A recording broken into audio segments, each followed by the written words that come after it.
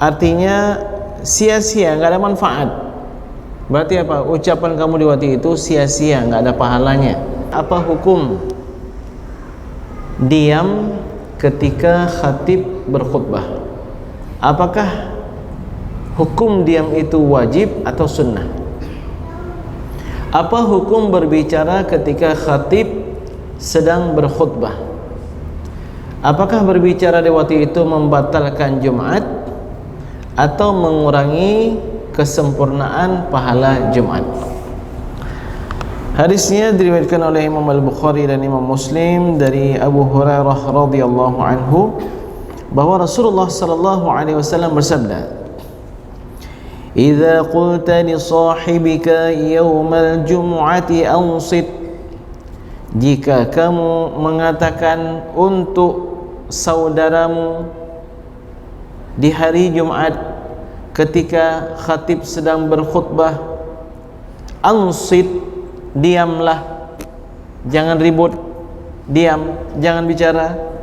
Wal imamu yakhtub, tatkala khatib sedang di atas mimbar berkhutbah, faqad laghawta, maka engkau telah melakukan perbuatan yang sia-sia. Jadi ucapan diam saja itu laghawta, engkau telah melakukan kesia-siaan. Apalagi kita berbicara yang lain, apa kabar? Dari mana? Kok udah lama enggak ketemu? Ketika khatib sedang di atas mimbar, ini orang lain sedang berbicara. Kita berbicara yang sesuai dengan maslahat khutbah agar orang mendengarkan khutbah. Diam. Ternyata ucapan diam itu pun laghawta. Jadi para ulama, Bapak Ibu sekalian, terkait dengan laghawta di sini terbagi kepada dua pendapat. Pendapat pertama, ini terdapat dalam mazhab yang tiga, mazhab Hanafi, mazhab Maliki, mazhab Hambali. Laghawta itu artinya sia-sia atau Jumatmu itu sudah batal, sia-sia, nggak ada kamu dapatkan dari Jumatmu. Jadi berbicara ketika khutbah sang khatib itu menjadikan Jumat menjadi sia-sia. Namun dalam mazhab Imam Syafi'i, laghwun itu artinya sia-sia, nggak ada manfaat. Berarti apa? Ucapan kamu di waktu itu sia-sia, nggak ada pahalanya, nggak ada manfaatnya. Atau dengan kata lain, kamu melakukan sesuatu yang sepatutnya tidak kamu lakukan. Tapi kalau kamu lakukan, itu tidak merusak Jumatmu, tidak merusak Jumatmu. Jadi Bapak-Ibu sekalian yang dimuliakan oleh Allah Subhanahu wa taala, dalam mazhab Imam Syafi'i, berbicara ketika khatib di atas mimbar itu makruh. Makruh itu artinya apa? Kalau kita tinggalkan berpahala, jika kita lakukan tidak berdosa. Tapi dalam mazhab mayoritas ulama, laghwun di situ dosa. Terlebih lagi ada hadis yang lain, wa man lagha fala jum'ata lah, dan siapa yang melakukan kesia-siaan maka tidak ada Jumat baginya. Ini mayoritas ulama, dan saya rasa mayoritas kita memahami seperti yang difahami oleh mayoritas ulama, sehingga dalam masjid kalau udah suasana Jumat semuanya diam. Bagus, positif. Apakah ini tidak sesuai dengan mazhab Syafi'i? Sesuai juga, karena dalam mazhab Syafi'i berbicara ketika khutbah itu apa hukumnya? Makruh. Meninggalkan makruh berpahala. Bagi bapak-bapak yang mengatakan rokok itu makruh, kami yang tidak merokok selalu berpahala. Kenapa? Karena kami meninggalkan perbuatan yang makruh. Apalagi kalau kita katakan rokok itu haram. Pahala meninggalkan haram lebih besar daripada pahala meninggalkan yang makruh. Sebagaimana pahala melakukan yang wajib itu lebih besar daripada pahala melakukan yang sunnat. Jadi saya ketika pertama sekali sampai ke Mesir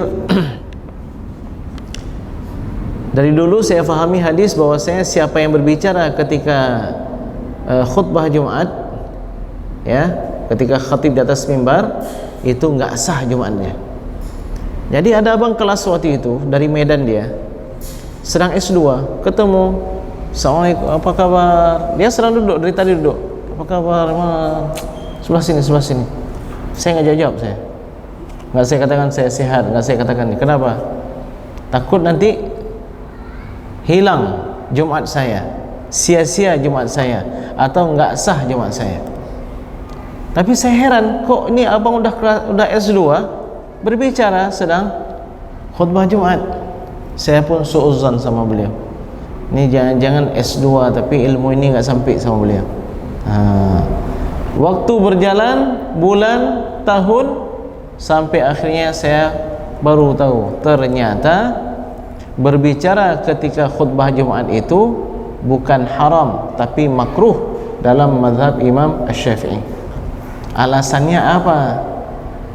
Kenapa Imam Syafi'i berani mengatakan demikian? Itu ada hadis itu. Man qala li akhihi ansit faqad lagha. Siapa yang mengatakan untuk saudaranya diam, maka dia telah melakukan kesia-siaan. Wa man lagha fala jum'atalah. Dan siapa yang melakukan kesia-siaan enggak sah Jumatnya. Kan jelas itu hadisnya. Kenapa Imam Syafi'i memahami makna yang lain? Ternyata pernah Rasulullah SAW sedang berkhutbah di atas mimbar, ada sahabat yang berbicara, yang bertanya, "Ya Rasulullah, pohon-pohon kami sudah mulai mengering, hewan ternak kami sudah mulai mati karena kehausan." Maksudnya apa? Hujan sudah lama sekali enggak turun. Ya Rasulullah, doakanlah agar Allah turunkan hujan. Lalu Rasulullah SAW berdoa agar Allah turunkan hujan. Belum selesai khutbah Rasulullah SAW, awan sudah gelap di kota Madinah dan hujan terus sampai Jumat berikutnya. Makanya ada kata orang Aceh, kalau hujan hari Jumat atau hujan malam Jumat itu kalau paling cepat sampai hari Ahad, kalau enggak sampai hari Jumat berikutnya. Kenapa? Karena masa Nabi ini ketika Nabi minta turun hujan, hujan itu terus deras sampai Jumat berikutnya. Lalu ketika khutbah Jumat berikutnya, Rasulullah SAW khutbah, berdiri lagi sahabat ini atau sahabat yang lain. Ya Rasulullah, pohon-pohon kami hampir tenggelam dengan air tersebut. Ya Rasulullah, hewan ternak kami hampir tenggelam, hampir mati, tenggelam dengan air tersebut. Lalu Rasulullah SAW mendoakan agar Allah palingkan hujan tersebut ke gunung, ke lembah, hawalina wala alaina, Allahumma al jibal wa ala, dan seterusnya. Dan hujan pun berhenti. Apa yang difahami dalam pemahaman mazhab Syafi'i? Sekiranya berbicara ketika khutbah Jumat itu enggak boleh, niscaya Rasulullah SAW akan mengingatkan para sahabat, yang seperti ini enggak boleh ada di antara kalian yang berbicara, ya.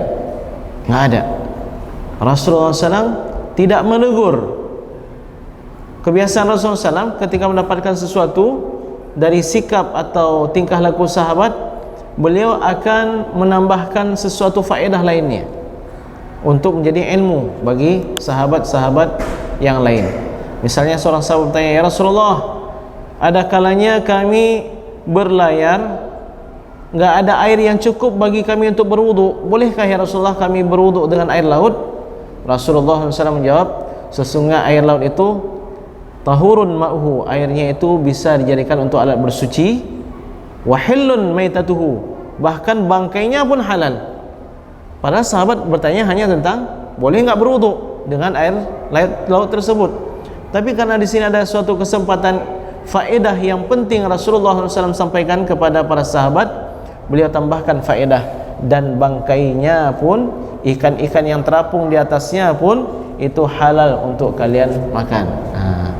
Jadi di sini Rasulullah SAW melihat sahabat berbicara, beliau tidak tegur, ya, tidak mengatakan bicara seperti ini enggak boleh. Ini menunjukkan bahwa berbicara ketika khutbah Jumat itu tidak diharamkan, tapi dianjurkan supaya tidak. Baik. Wahai Imam Syafi'i, wahai para ulama Syafi'iyah, lalu bagaimana tanggapan kalian dengan hadis yang tadi? Siapa yang melakukan kesia-siaan, maka tidak ada Jumat baginya. Fala Jum'atalah. Itu kan jelas-jelas hadisnya. Memangnya mau ditabrak nih, mau dikatakan ini hadis kita ambil, yang ini kita tolak?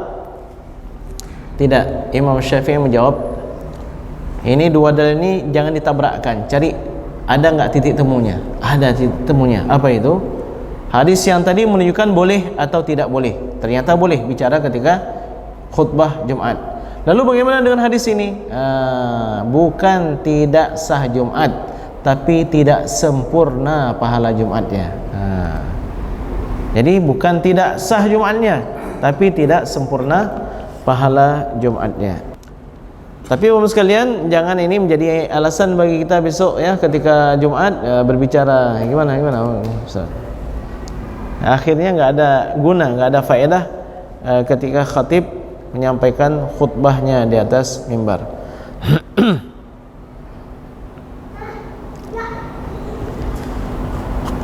Baik, hadirin hadirat sekalian yang dimuliakan oleh Allah Subhanahu wa taala. Jadi kalau disuruh pilih kepada kita, kita pilih bicara atau enggak bicara ketika khutbah sang khatib? Ya pilih diamlah. Alasan pertama apa? Kesempurnaan pahala Jumat. Alasan kedua, mura'atul khilaf. Apa arti mura'atul khilaf? Kalau dalam sebuah masalah kita ketahui ada pendapat begini, ada pendapat begini, ada pendapat begini, yang terbaik kita lakukan sesuatu yang tidak ada siapapun ulama mengatakan ini enggak boleh atau ini enggak sah. Paham ya? Jadi kalau kita katakan bicara hanya mazhab Syafi'i, mazhab yang lain mengatakan enggak boleh. Jadi kalau begitu kita jaga agar kita menjalankan mazhab Syafi'i dan kita juga menjalankan mazhab-mazhab yang lainnya.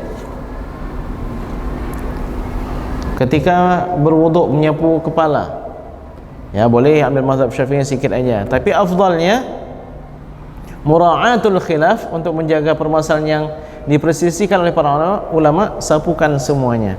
Karena dalam mazhab Syafi'i pun ini hukumnya sunnah. Menyapu kepala semuanya itu hukumnya sunnah. Jadi jangan ada di antara kita, kalian kapinah mazhab kalian. Ketika menyapu kepala disapu semuanya, itu bukan mazhab Syafi'i. Siapa bilang? Dalam mazhab Syafi'i dianjurkan, disunnahkan ketika mengusap kepala, mengusap seluruhnya. Ya. Tapi kalau ditanya sekurang-kurangnya, iya. Namanya sekurang-kurangnya. Bahkan sekurang-kurangnya dalam mazhab Syafi'i bukan gini. Satu helai pun cukup. Bahkan sepertiga dari satu helai pun cukup. Kalau kita bicara tentang sekurang-kurangnya. Mari kita ambil manfaat dari ilmu beliau. Bisa kita lihat video-video kajian beliau di Ustaz Awwalu Zikri Official. Subscribe, like, and share, komen. Manfaatkan ilmu ini, mudah-mudahan amal kita sesuai dengan tuntunan Rasulullah SAW.